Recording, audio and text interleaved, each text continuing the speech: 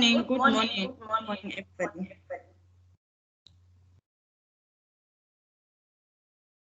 Guys, you are not responding, so I don't know whether you can hear me or not. Yes, we can hear you. We can hear you. Yes, we did say we did hear you, Cindy. Thank you. Do note that because of the online platform, can only put on camera and do their hand like that, otherwise it will be hear long. There's still an echo. So my suggestion is that when you speak slowly and minimize rapid conversation because the words will interfere with each other. Just let's proceed. Thank you very much. Okay, I hope you guys can see my screen. Yes. Yes. Okay. I don't know if there's a need again to introduce myself because I believe by now everybody knows me. But for those who doesn't know me, my name is Cindy Malanda. I'm a student, a master's student under Professor Davidson. And today, I'd like to do the presentation. And the title of my presentation is the Introduction to HVDC Technology for Reliable Electrical Power Systems.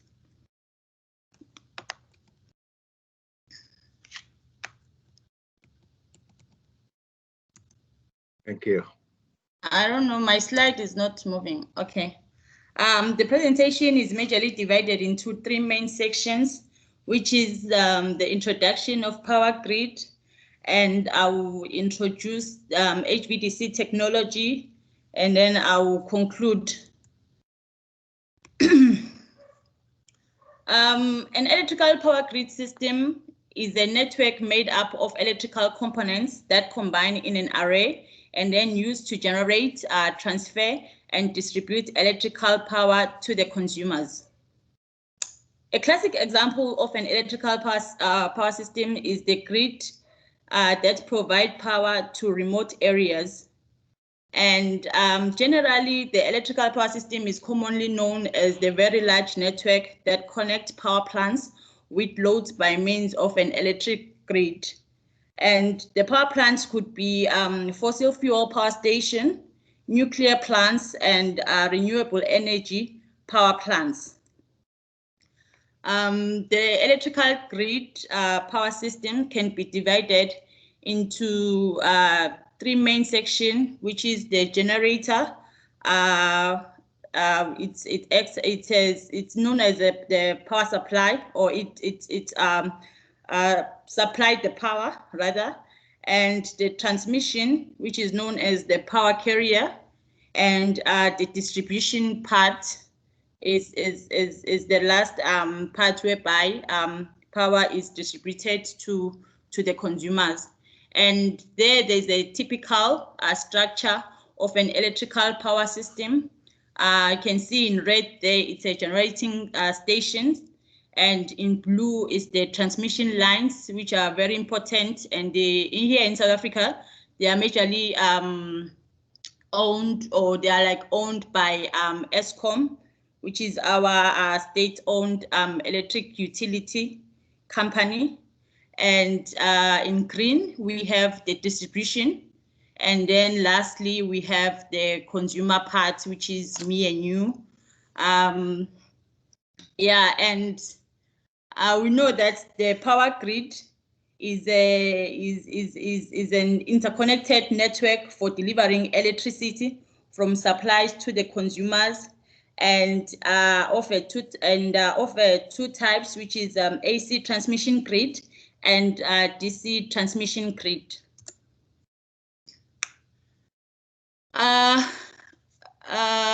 Problems associated with AC transmission, when we look at the technical evaluation, the AC power lines, when it comes to distances, short distances, the cost is low, which is good. Unfortunately, for long distances, it's too costly, and it has very high losses. And again, the voltage control, we know that line charging and the voltage drop complicate the control of voltage in the line. And in the AC transmission, it's maintained the constant voltage by using the reactive power control as the line loading increases. And as I've said before, the distance being the factor in the ACC system, it affects the power carrying capability of the line. And one of the disadvantages is the external requirement for line commutation, such as the STATCOM, series capacitors, shunt inductors, are majorly required in an AC transmission in order to increase the power transfer and the voltage control. Also, the interconnection of an AC, of two AC network of different frequencies is actually not possible in an AC transmission system. And also interconnecting two unsynchronized AC grids, it's very difficult. If the phase differences between the two AC systems is large, they cannot be directly connected. But when it comes to HVDC technology, looking at the economic and the technical advantages, as you all know that for long distances, HVDC is economic compared to HVAC because of the low losses and the low cost of installation. And again, unlike the short distances, the installation is very high. And HVDC can easily synchronize two AC areas, and converters can provide the necessary support to the grid, like damping oscillations and voltage regulation and so on. And it also improves the fault right-through capability of the system. And lastly, it has the large-scale power transfer.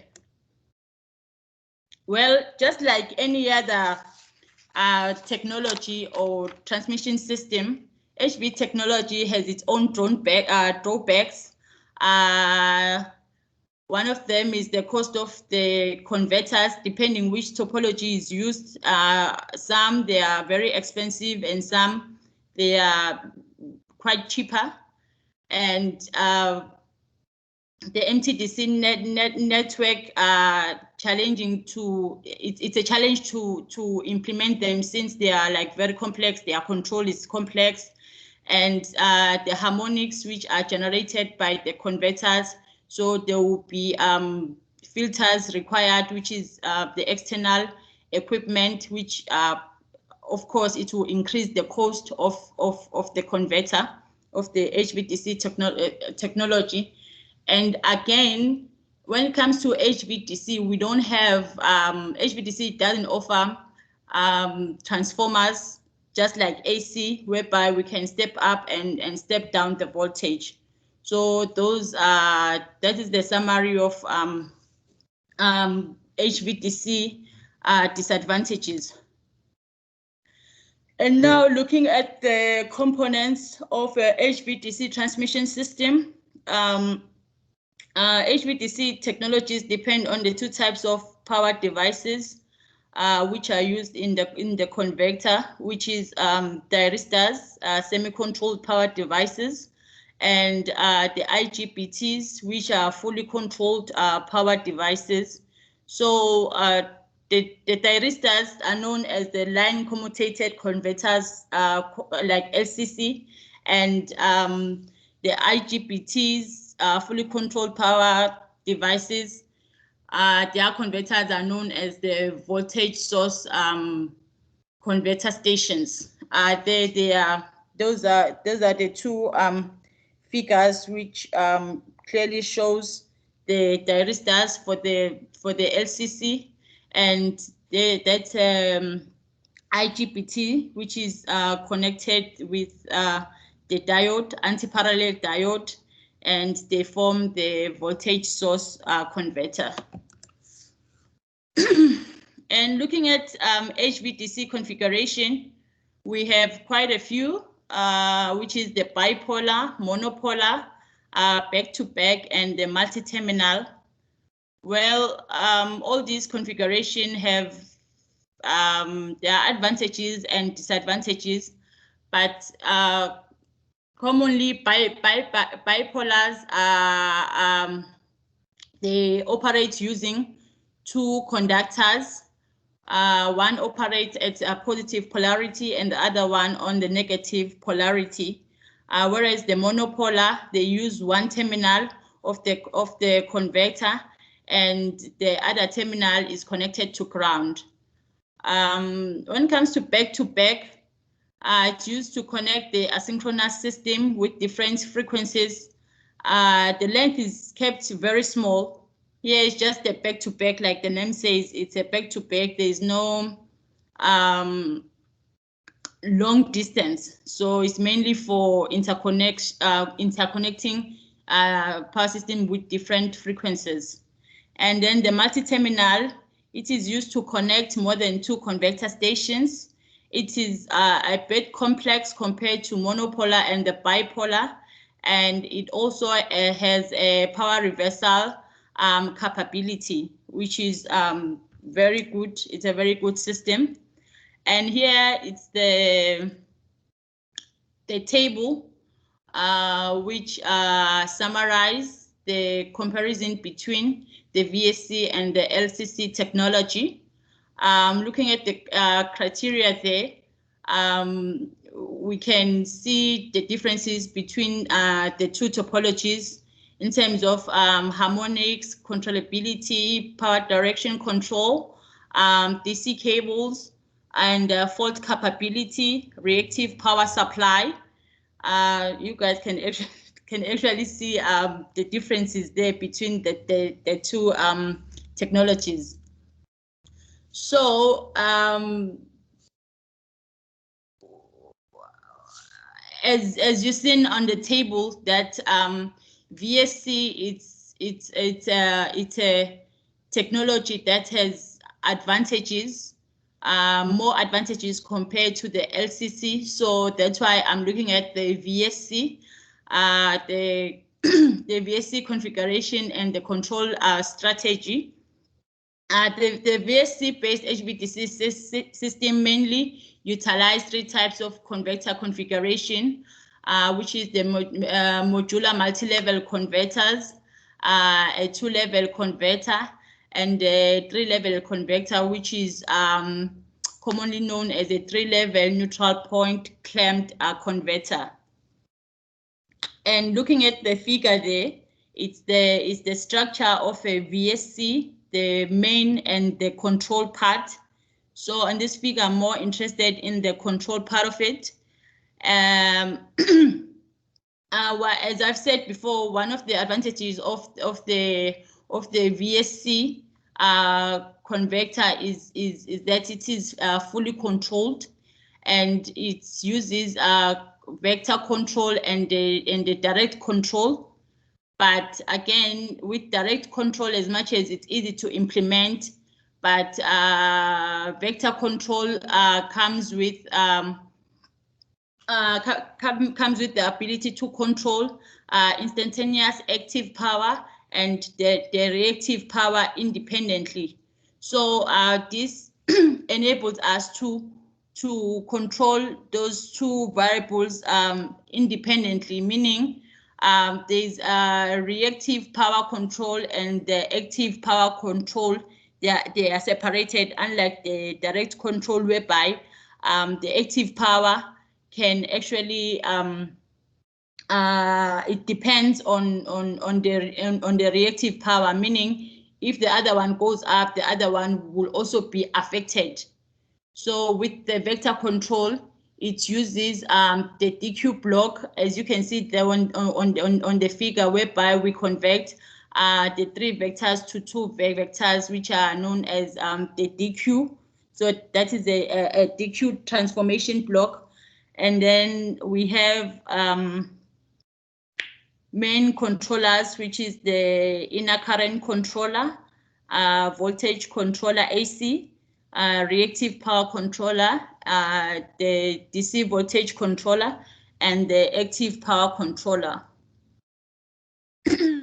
And my conclusion, I say HVDC offers powerful alternative to increase stability of power systems, as well as to improve the system operating flexibility and loss reduction.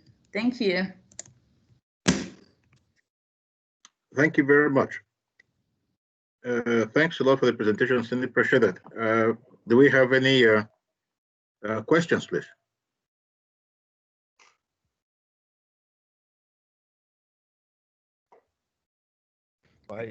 My question is on the last slide, sir. She's supposed to display the logo of the school, of the award of winning the 5th best university in South Africa.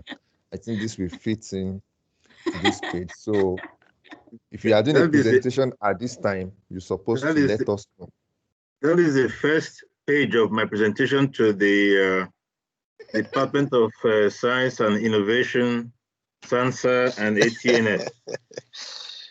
I spent a whole page to remind them of the history of DUT and how that it was previously not even rated globally.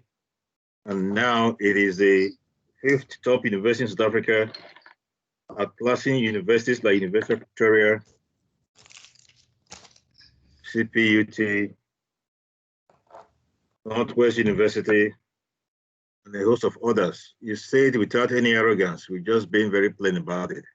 So it's a remarkable development. Let's take a comment from Nikki, please. Thank you. Nikki. Good morning. Yes. Good morning. Your screen. We'd like to see faces.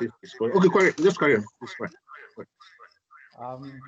I just wanted to say from my side that it's a very interesting presentation from Cindy, and I look forward to maybe collaborating on some of the issues or on some of the topics, specifically on the bipolar HVDC configuration.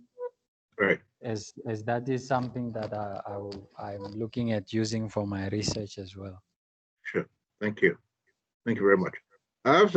Maybe the people are being generous with questions. Please go back to, I don't know what slide that is, where you're talking about the disadvantages or challenges of HVDC. Let's go back to that slide. Thank you so much for this. Yes. No. The drawbacks. Yes, the drawback. Yeah, this one. Yes, that's it. Okay, so let's go through that very carefully. The first is the generation of harmonics in converters and require a filter. Why is that a drawback? I just think it's a technical. Because when you look at the economic advantage, it's not an advantage because of the requirement of a filter. So that filter, it will increase the cost of converter. So that's good. So that is absorbed by the next item, the high cost of converters, isn't it? Yeah, but I just wanted to outline that they are harmonics. That is very important. It's as much as the converter, you know, when it comes to LCC and the VSC, there's also the different cost when it comes to converters. The VSC converter is much cheaper, or it has low cost compared to LCC converters. The reason I ask that question is that if you say Johnny is a foolish boy, you don't need to add that Johnny is a bad boy. So you absorb the first item in the second. You can say high cost of converters. You may want to add if you like, because of additional filters required, for example. You know, because when you present this now to a business organization or to investors, you have this kind of questions. But it's fine. The next one, he says, MTDC networks are challenging to implement. Is that a problem? Is that a challenge, or is that a drawback? Why is it a drawback? Yes, it is a challenge because or rather a drawback again, because it require other controllers, unlike the normal, maybe a back-to-back or a bipolar or just a simple monopolar. MTDC comes with additional controllers, and you have to be able to regulate some of the variables there in an MTDC. You have to balance voltage balancing. There's something current oscillation, some currents, but they need to be regulated. So in terms of controlling the MTDC, it's not easy. It's not easy like a 2-level or a 3-level which is configured as the bipolar or a monopolar. But MTDC has more. It's quite complex. Okay, we are using MS Teams right now as a medium of our communication and meeting. As opposed to when we walk into the staff room or boardroom and have a meeting. Now, this medium is a very complex and tremendously complicated process, with folks speaking from Namibia, from Sequini Electricity, and all kinds of places. When does a complexity become a disadvantage if it is implementable? Why I'm raising these questions is not to say it is wrong or it's bad. No, I'm making you think carefully about how you do presentations. Because if I'm the guy marketing or selling or producing these networks for industry, and you make this kind of comments, I will challenge you. For example, is air travel better than road travel? It depends on how much time you have, isn't it? Yeah, Prof, but it depends how you look at it. Because now no, I'm looking at it. I'm looking at it as a layman and we are on MS Teams, but when we started, we had an echo problem, of which if it was the big a meeting or like highly important meeting, it was gonna look bad because we couldn't even hear each other clearly. Meaning now it will increase the cost because they have to work on that problem so that next time it doesn't happen. So like now MTDC. No, I'm not challenging your comment. I'm showing a point. The first Ford cars in 1916 or 1918 or whatever were very simple, but they had limited mileage, they had limited capacity. Today we have more sophisticated cars. You look at some of the sports cars now, they are so complicated because even the braking system is not as simple as you just pressing the pedal. So what I'm saying is that complexity of technology is not considered to be a disadvantage. Is it operatable is what people are interested in. That's what I'm trying to bring out there. I'm not saying but it brings more challenges. What challenges? You see, Prof, you just made an example of a car now. The cars before, as much as I'm not a mechanic, but I'm quite sure that it was easy to fix them. There was no sophisticated technology in them. But now, some of the cars, you can't fix them without having a computer. You have to plug the gearbox. You have to do this. You have to do that. I'm with you. I'm with you on that. So what I'm saying is that if you do a cost-benefit analysis, it is the reason why people are no longer trying to buy the 1916 Ford cars, but want to buy the latest cars because of their capabilities, ease of control, GPS, and so forth.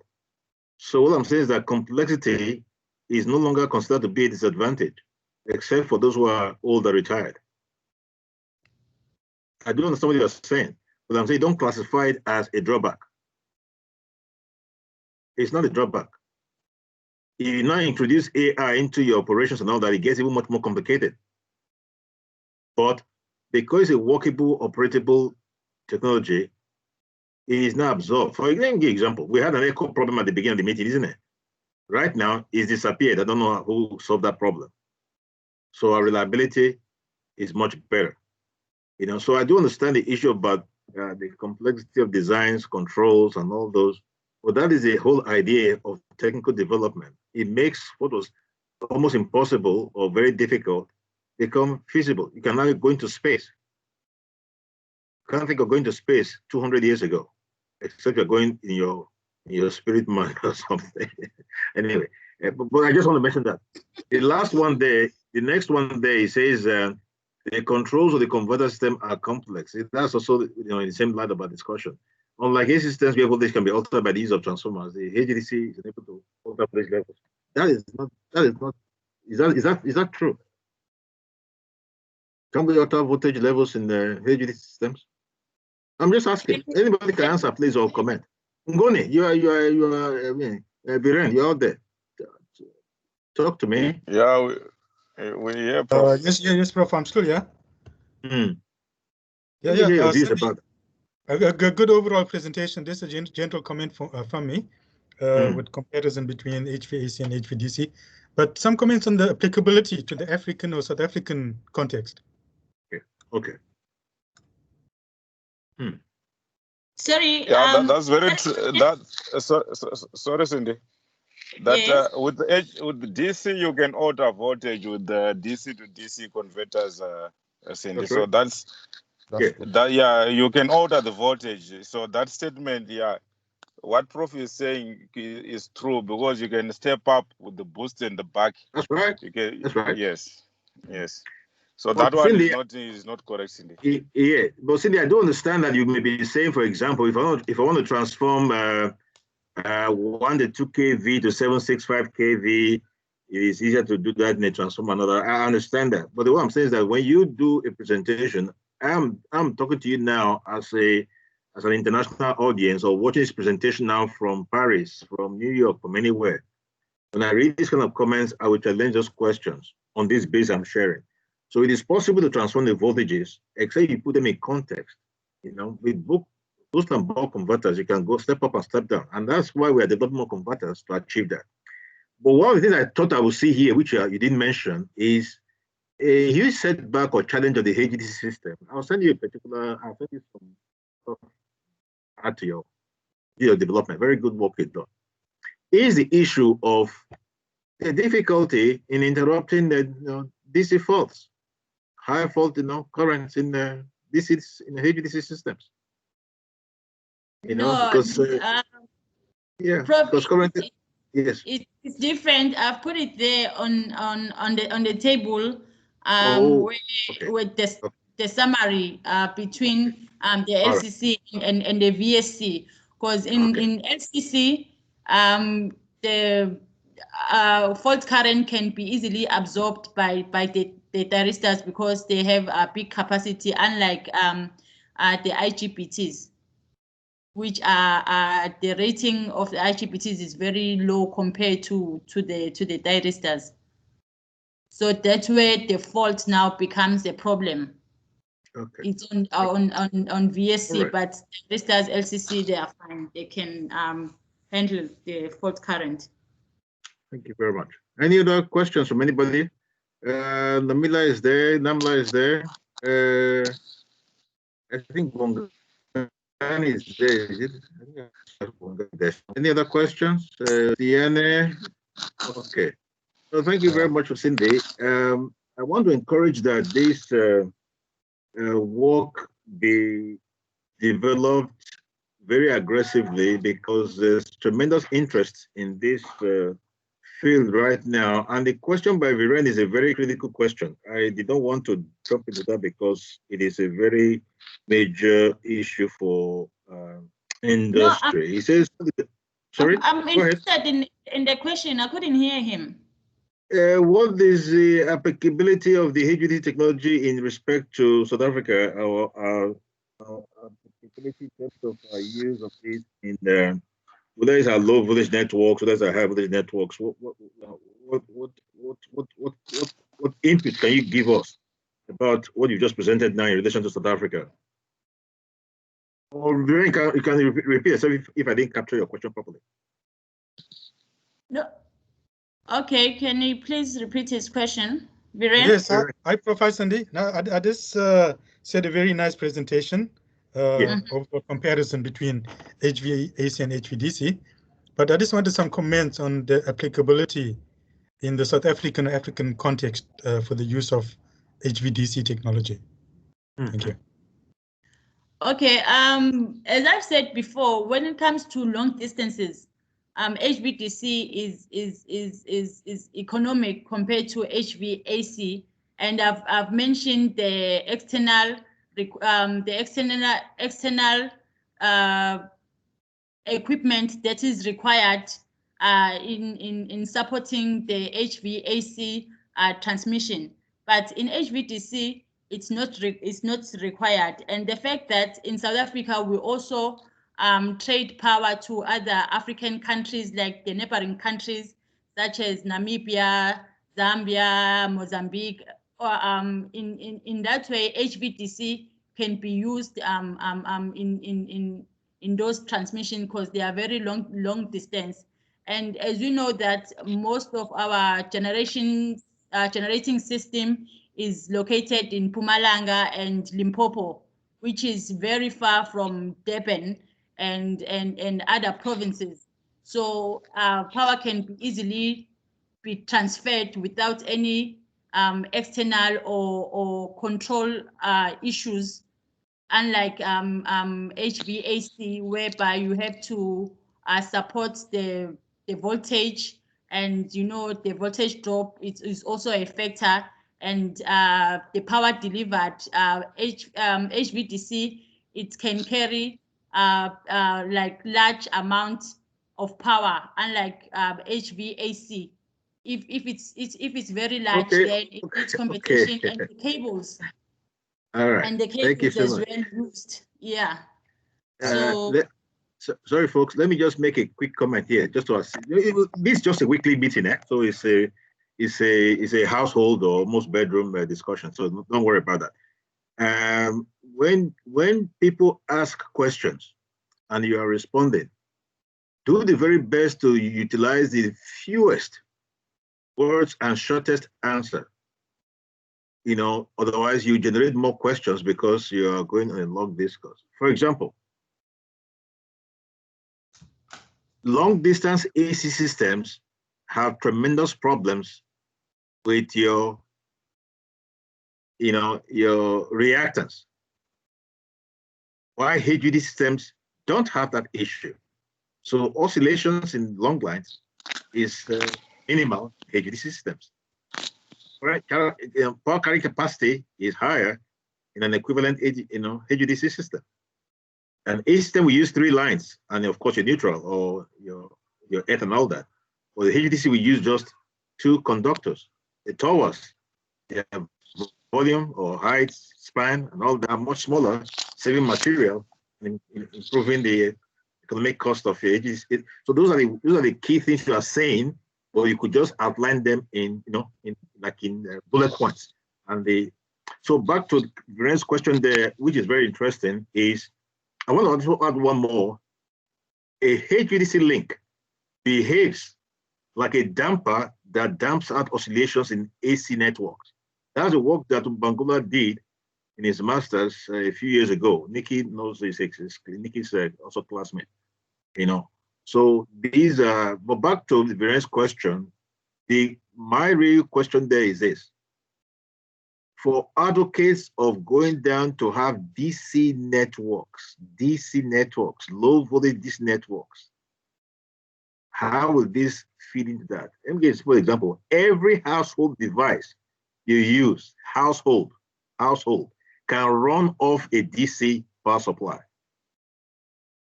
Yet, a lot of power generation may also come primarily in those small scale like PVs and all that, can also come in DC. So is it possible for us to minimize the issue of conversion and transformation over and over?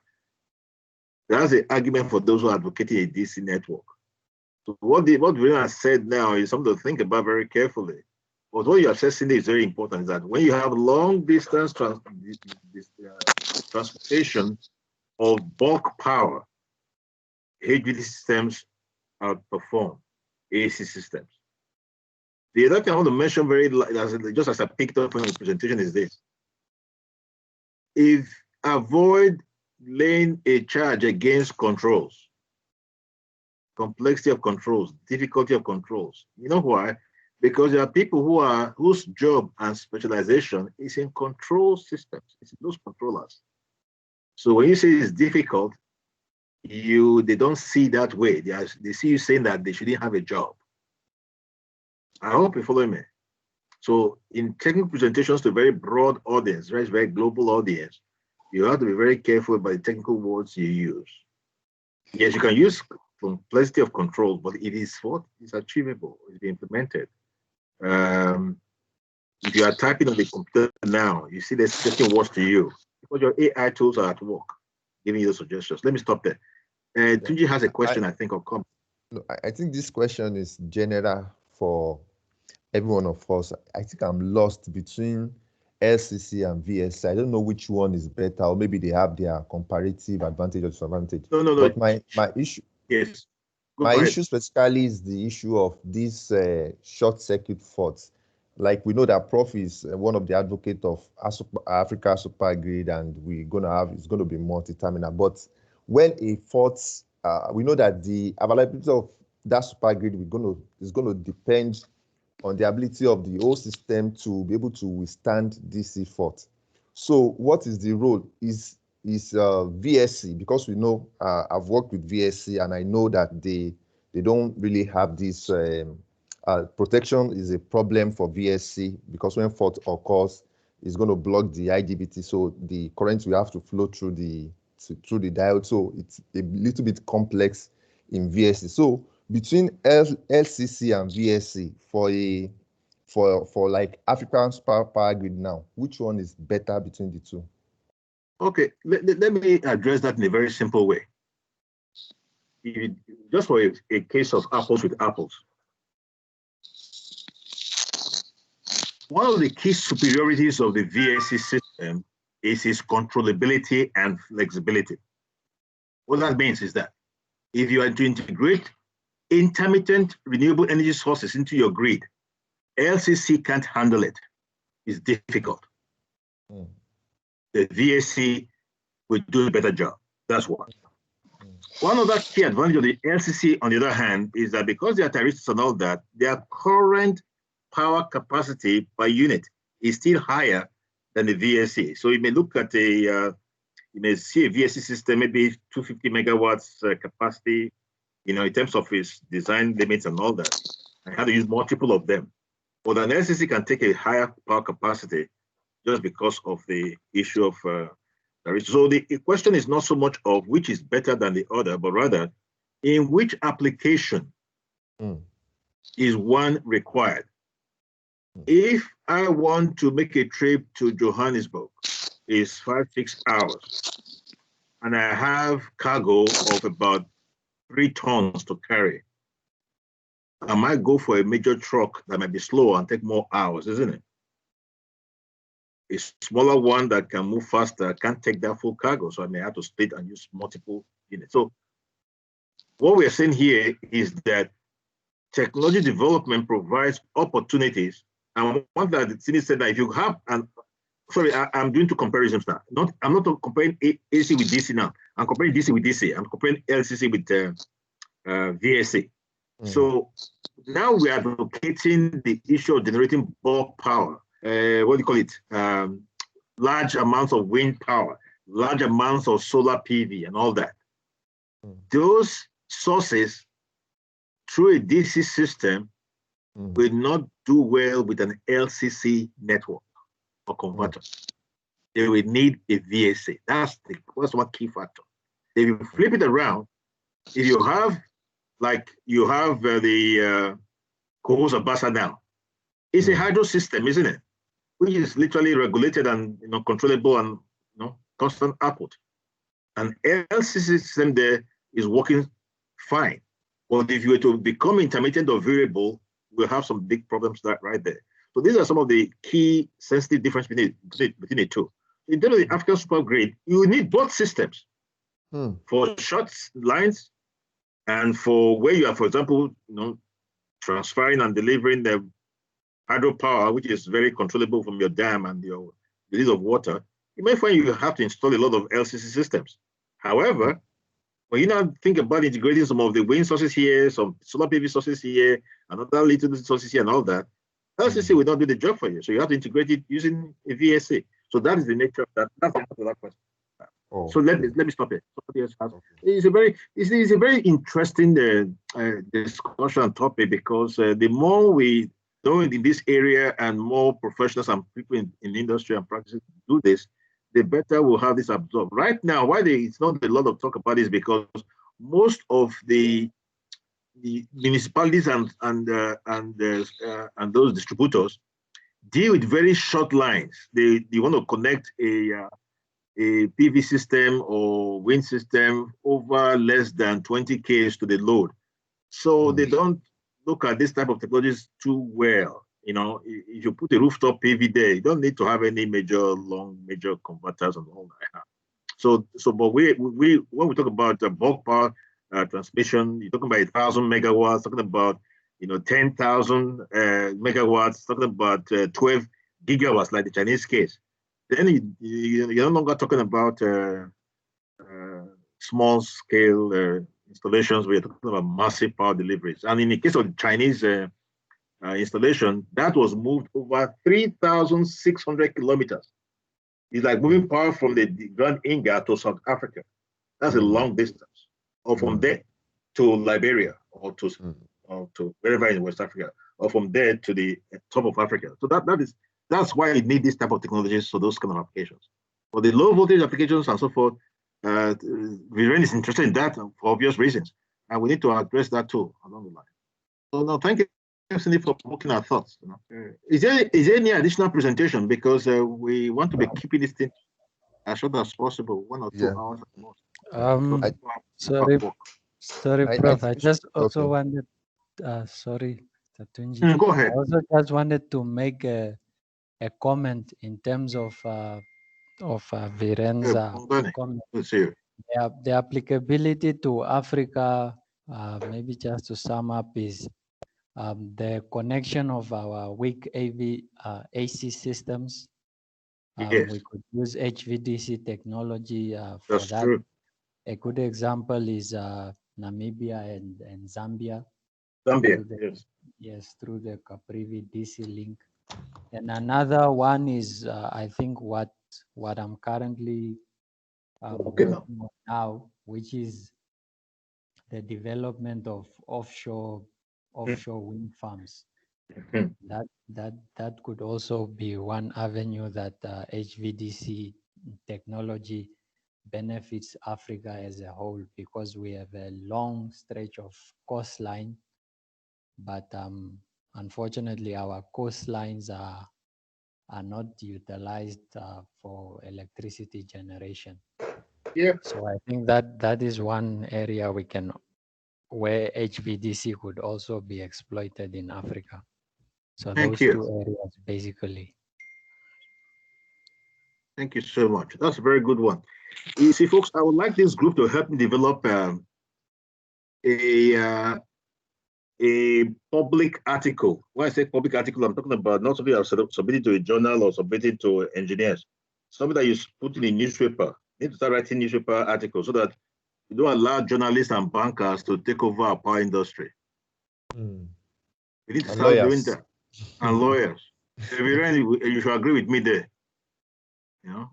Very important. Because a lot of these people are marketers and looking for tenders and all that. They finally get the tenders, put this in place, it falls apart.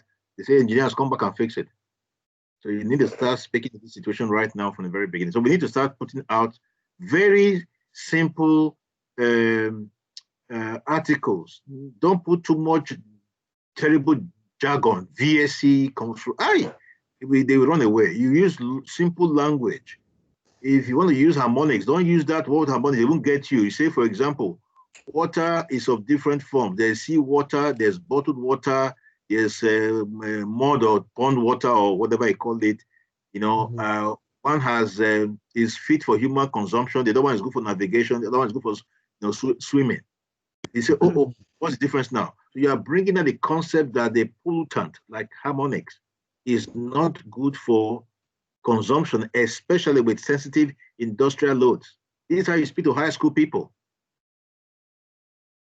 And most of our politicians and other non-engineering people are not better than high school kids. They don't. That's what they know about technology. We have to also find a way to be able to write articles in the media, get it to Viren to be our media editor, so we don't use word that will go and give us in trouble with the law. All right. Okay. Yeah, no, thank you so much. Technical journalism is a field by itself, because a lot of that's right. A lot of people can be influenced by technical jargon, and the way we communicate is very. But as you say, communication is the key. Very important. Thank you very much. Okay, folks, I will carry on with this presentation. I'll be here for a while. The reason is that I also have to do a presentation to the big guns, to the Department of Science and Innovation, to South African Space Agency, and the ATNS in 1 hour's time. So you have to allow me to please respond to the big authorities and all the DVCs and other people who are going to be there. But this is a priority meeting, and I thank you for what you've done so far. So please do carry on with the meeting, and do not treat my absence as walking out. It's simply that I'm trying to take the smart grid group and share it with the authorities. Know why DUT is now gone from unrated to number 5 in the whole country. And who knows, maybe in the next few years, we will now decide to challenge UCT for number 1 spot. With people like you on board, I think we can make it. Yeah, nobody is saying yes. Amen. Amen. Yeah, Prof. Before you go, so much. Carry on. Before you go, Thank Professor, just want to find out. I'm busy with grid stability and Ford ride through. Yeah. A literature review. Yeah. I've got a question, Prof. Power electronic breakers for AC systems, is that feasible? No. Let's put it this way. I missed that question when you raised that issue. What is really happening right now in most of your HVDC systems, we don't have effective HVDC breakers. We don't.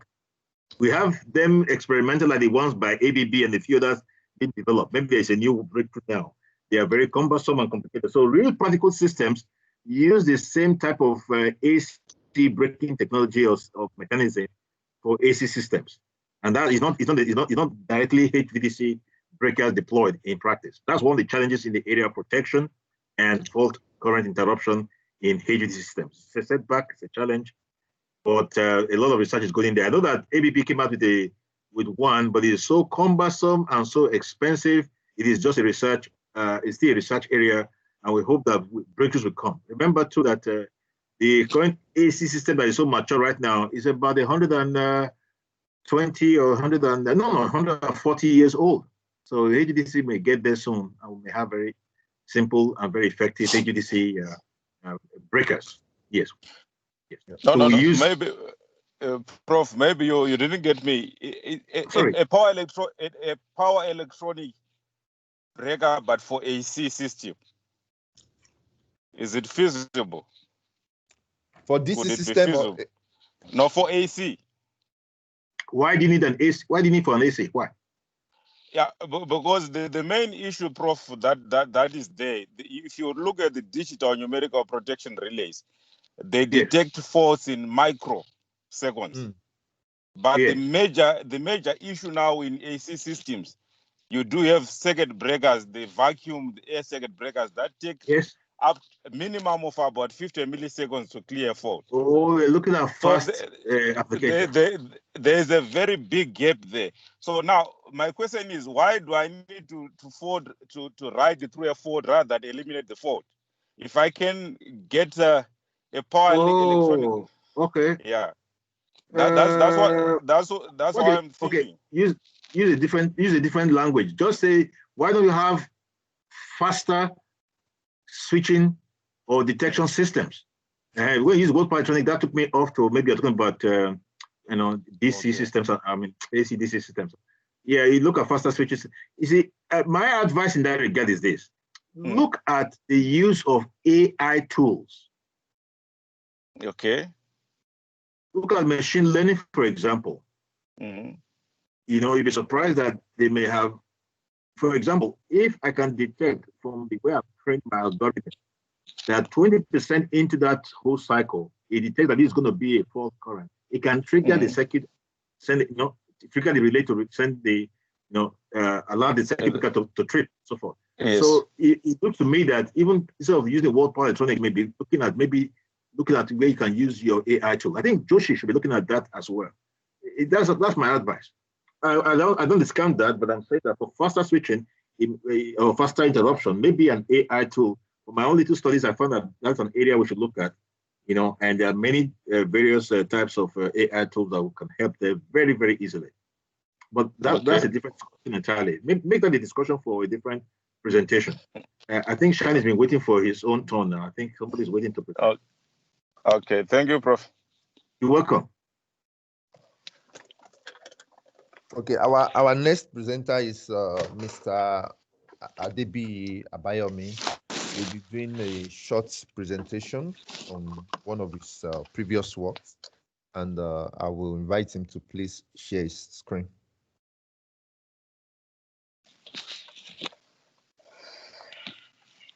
Mr. Shine, your mic is off. They do keep this attendance register, please. I need that information. Okay, sir. Thank you. Thank you very much.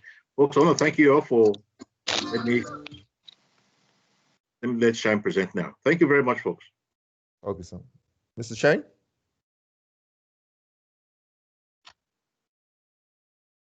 Mr. Shine?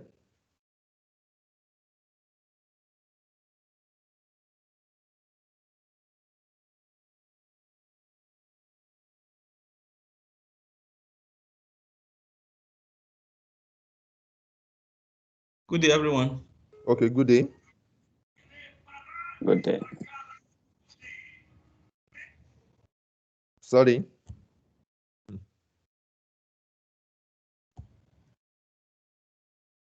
Good morning. Yeah, you can proceed.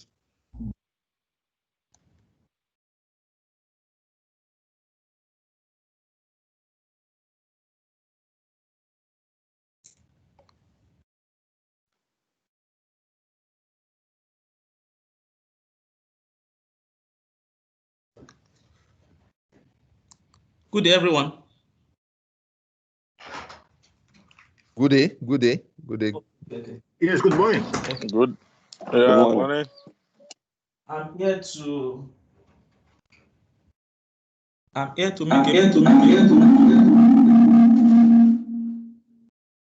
Shine, you have something in your room there that is causing an echo. Maybe something else is on, or you have two screens on. Please shut one off. Thank you. Folks, this is going to be a very interesting presentation. Make sure you have 100 questions for Shine. So, Viren, Vicky, all of you, prepare a long list of questions and keep him to answer them, because this is the issue that we are talking about when you start introducing interface processing to the LV network. All right. Thank you. Yes. Carry on.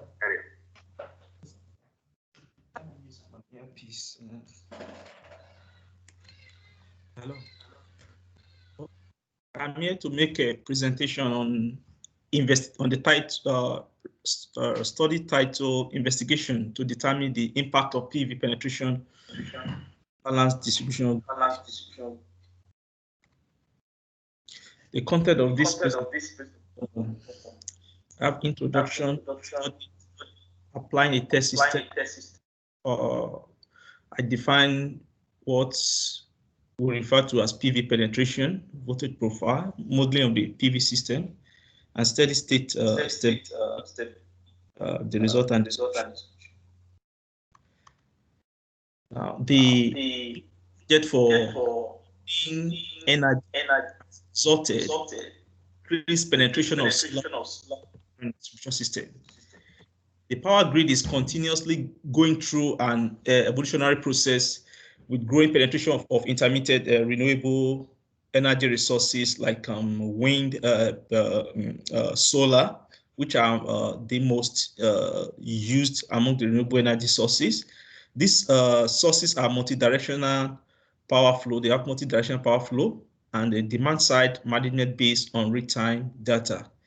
This means that a transition we have transited from having a centralized generation-based unidirectional power flow to a dynamic and fast responsive grid with distributed generation. This structural modification in power distribution grid gives rise to fresh concern about the system reliability, the grid reliability. High solar PV penetration level can significantly affect the steady state as well as the transient stability of the grid due to their distinct characteristics. You know, these resources are majorly they are majorly affected by nature.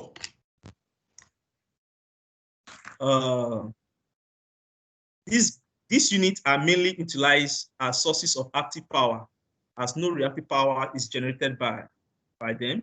So the lack of reactive power support is an immediate concern to utilities, to the distribution network operators with this high-level PV penetration. The reduced system inertia is another issue of having high-level PV generation on the grid. The main focus of this study is a fact that high solar PV penetration level can affect the steady state voltage magnitude, and therefore more control option may be required. PV generation at 30%, 40% and 50% of total load was implemented in this study. I made the reference to down there. We have the reference of what I referred to. Afterward, snapshot power flow analysis method is used to analyze the voltage profile and power losses of the different penetration level. A 13-bus distribution network, the IEEE standard test system, IEEE 13-bus test system has been used for this study. You have the one-line diagram here. Voltage profile. According to the American National Standard Institute with the ANSI C84 standard, voltage, the grid can have a shift of plus or minus percent of the nominal voltage of the grid. That is, we are between 0.95 to 1.05 per unit of the nominal voltage. That's it for the upper and lower bound limit. High solar PV penetration results in overvoltage and change in power flow since they are unidirectional. Increased penetration can cause improper selection of tap setting for distribution transformer. Also, excess power generated by solar PV during low demand period is injected to the grid, which results in overvoltage and reverse power flow.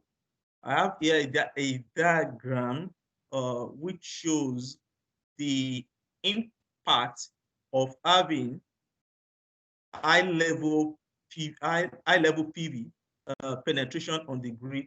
We have the upper bound, upper limit, and the lower limit, which are the acceptable range. With the load, we have the voltage within range. But as we get to with the PV, when we have a lot of PV on the system, as we get to the end, as we approach the end of the feeder, we get to experience a high increase, a rise in voltage on the grid.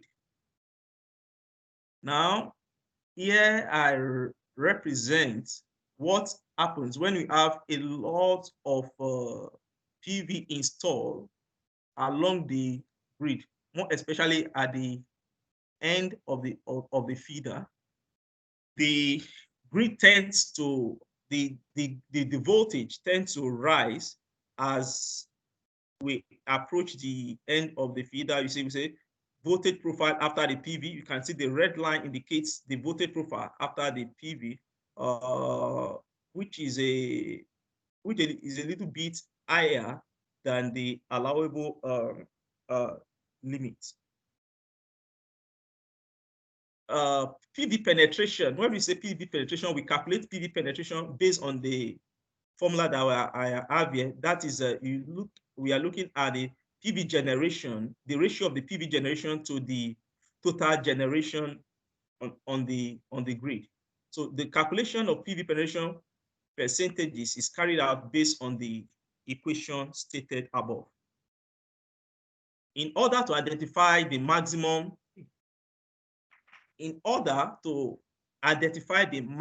permissible penetration level of PV generators, the shading effect is ignored in this study. It is assumed that maximum solar power is generated by the PV array, and PV penetration, since it's characterized as a ratio of the PV generation to the grid maximum consumption, that implies that for the IEEE 13 bus test system, looking at the phase A on bus 632, where we have a load of maybe 140 kilowatts, 20% PV penetration level would be about 28 kilowatts PV output at standard test condition. Steady state stability is the ability of the system to maintain a steady state equilibrium while satisfying system constraints. And this constraint ranges from injection, from bus injection limit to bus operating voltage profile. So studying various PV penetration level will benefit the DNO, that's the distribution network operators, to identify the relationship between PV penetration level at steady state voltage, and to locate the profile, the voltage profile rise that's caused by high PV penetration, and take appropriate preventive action. The base case power flow results obtained for the 13 bus test system is shown in table 1 below. We have 13 buses, and the maximum power that was the maximum voltage per unit is within the limit, and we have the minimum voltage, the active power, the total active power, the total reactive power, the line losses, and the in kilowatt, and the line losses in kilowatt and kilowatts. Now we have the figure. The figure below depicts the system voltage profile without solar PV system. For each of the buses, for each of the 13 bus and each of the bus phases, we have the voltage magnitude within limit for the base case. Now, for figure 5 below, this is figure 5 here, figure 5 below. It presents the result obtained for different scenarios when we have considered between 30 to 50% PV penetration on this grid. And so when we have between 30 to 40% penetration level on phase A of the network, the minimum voltage rose from 0.9 to 0.98, which is a plus to the integration of the PV system, and the maximum voltage peak at 1.05. When we have this, when we have the penetration level between 30 to 40% on the grid at steady state, the grid voltage is maintained within the limit set out by the ANSI standard. At 50% penetration level, the voltage rise violates voltage limit rising from 1.05 to 1.07 per unit of the nominal voltage. This violation can cause damage to consumer load because of the type of equipment are very sensitive to voltage variation, and the network current is also affected, leading to reverse power flow. Now, for the four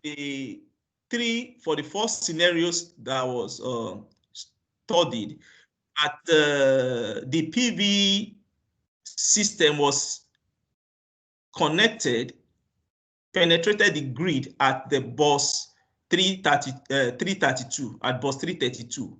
It is observed that at 30% penetration level, we have the voltage within limit, even at 40% penetration level. But as it rises to 50%, the voltage magnitude offshoots the allowable limit to 1.07 per unit, which is not good for the system. It is observed that the system voltage stability beyond 40% penetration level cannot be maintained. So the maximum voltage magnitude overshoots at 50% penetration level on bus 632. And the table 2 here present the system losses. Although system losses were reduced significantly when we have the PV penetration compared to when we have it at 50%. So now, if you look at, we can see the table, the base case now. We have the base case scenario, and here we have the 30% penetration level scenario. We have the 40% penetration level scenario and the 50% penetration level scenario. It is observed that as we increase the penetration level, the PV system mitigate losses on the system, and it improves the voltage magnitude on the system. But at the moment that it's exceeded 40% penetration, you see that the result obtained is beyond the allowable limit, which is a plus or minus 5% of the nominal voltage. So this tends at 50% penetration. This tends to cause reverse power flow that upsurges power losses on the grid. You see that there's a lot of losses at on the transformer and the line when we have 50% penetration level.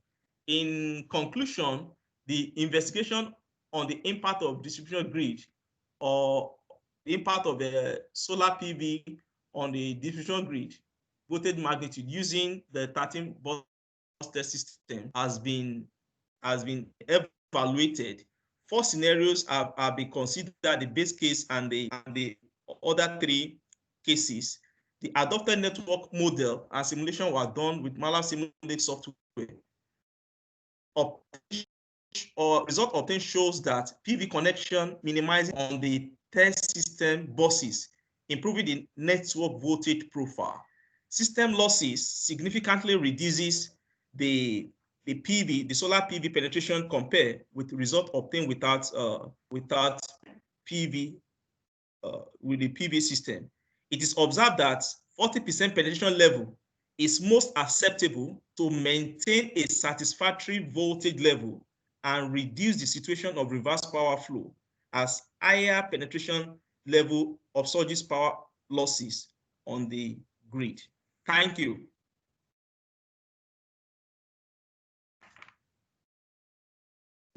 Thank you.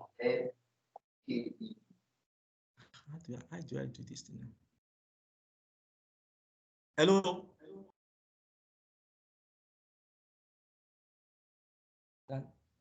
Yes, Shine, we can hear you. Okay, thank you. Okay, thank you for the presentation. Tunji, please take over. Mr. Shine, sorry, Yes, sir. sorry. As you increase your penetration levels, the other sources of power in the grid, are they constant, or are you keeping them constant as you vary the penetration of PV? They remain constant. Okay, so my question now is, if you suppose instead of using PV, you add you inject power using like wind or synchronous generators, would you get the same results as with PV? Oh, my focus is on solar PV system. Yeah, I understand that, Mr. Shine, but would you get same? Suppose you increase, you inject 10% more with synchronous, would you get exactly the same the same results like with PV? I think if for the wind system, for the wind power, we are going to get similar results. Okay, but with the synchronous generators, like the normal generators, if you add a generator, you're not sure what would happen.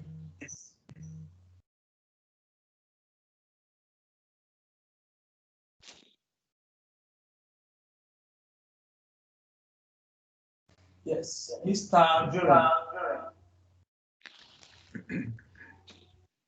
All right, I can ask my question. Yes, sir.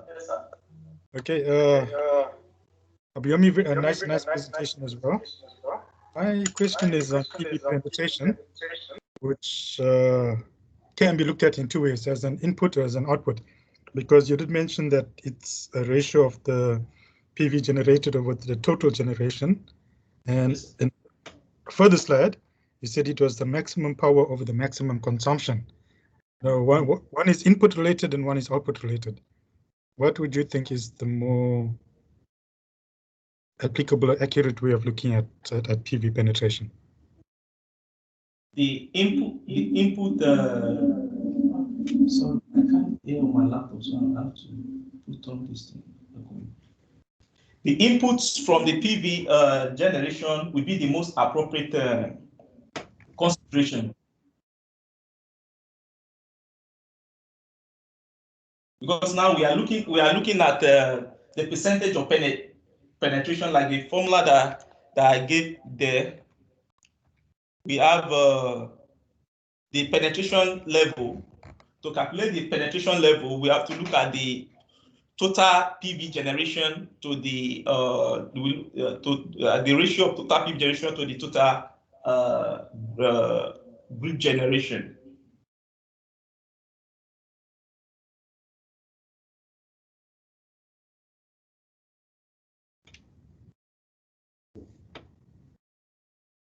Hello? Yes, okay, thank you for that. But in terms of the output, there's also another ratio where it's the maximum power over the maximum consumption. How do these two actually tie into each other or relate to each other? I can't hear you very well.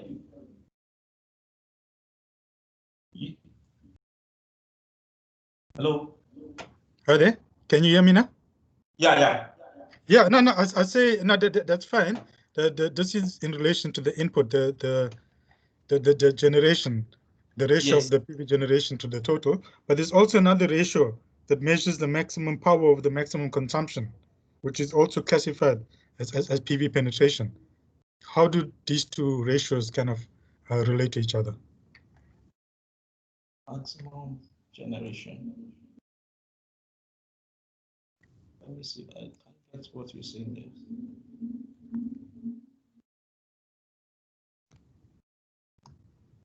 I don't seem to get understand your question.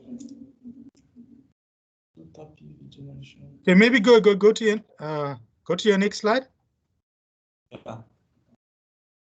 Wait, the one up, the one that you just passed now. Which one? The second, no, the previous slide. Okay, the previous one. Okay. Okay, there we go. The second bullet point. The second what? Okay. Bullet The second point. Yes. Yes. Study as the ratio of the PV array power to degree maximum consumption. Yes. Okay. What I mean there is if you look at this slide, we are going to see that for the acceptable range, when we have the loads only, the loads on the grid only, we have the limit. You see, as we get to the end of the feeder, the voltage tends to drop. But one of the advantages of PV integration is that it improves the voltage. So now, when we look at the green curve, we said with a lot of PV, that is when you have a high level PV. Let's say at a point when we have maybe like 10, 20, 30, and 40% PV, it improves the grid voltage now. But at a point when it offshoots, that is at the point whereby we said the penetration level has exceeded the allowable limit. That's when we have a very high level of PV penetration. Does that answer your question, sir? Yes, it does give me a better understanding of what you were trying to say. Thank you. Sorry again, Mr. Shine. My opinion, sir, is if you inject power into a grid, there is bound to be a voltage rise. Do we agree on that? Yes. So isn't it obvious as you add the PV, the power, the voltage is going to rise? So my question is there something special that you were trying to tell us about PV in this in your study? Or it's like me just adding some generators there, then I would have almost a similar curve to what you do have there. The PV, the way the PV is, it doesn't support reactive power injection. So in this case, when you have high level PV on the system, now we need to try to work towards the application of custom power devices to mitigate the impact of high level PV on the grid. So that's the concept behind the study. Like a situation whereby you now have to bring in a custom power device like a DVR, a D-STATCOM, and with that we can maintain the voltage level even with the custom power device. So that's the picture. Okay, so in your study, are you using an inverter after your PV, or is just PV direct into the grid? There is an inverter. It's a three-phase system. So we have an inverter. Okay. Yes, sir. All right. Thank you. Thank you, sir. Morning, Mr. Shine. Yes, sir. Morning, sir. Morning, everyone. I just want to check, did you do any fault current level studies when you did this study? I can't pick you. Did you do any fault current level studies as well, or were you just looking at voltage? This is a steady state analysis. Yeah, but did you look at the fault currents as well? No. No. No.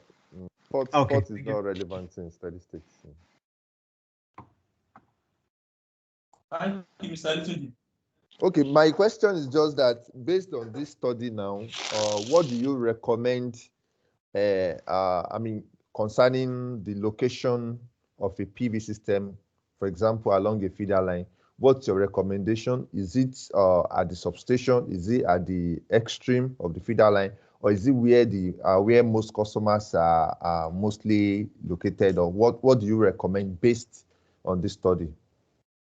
Yeah, it should be, PV system should be at the very close to the substation, because if you look at the slide there on the screen, when you as you approaches the end of the feeder, we get to have an increase in voltage.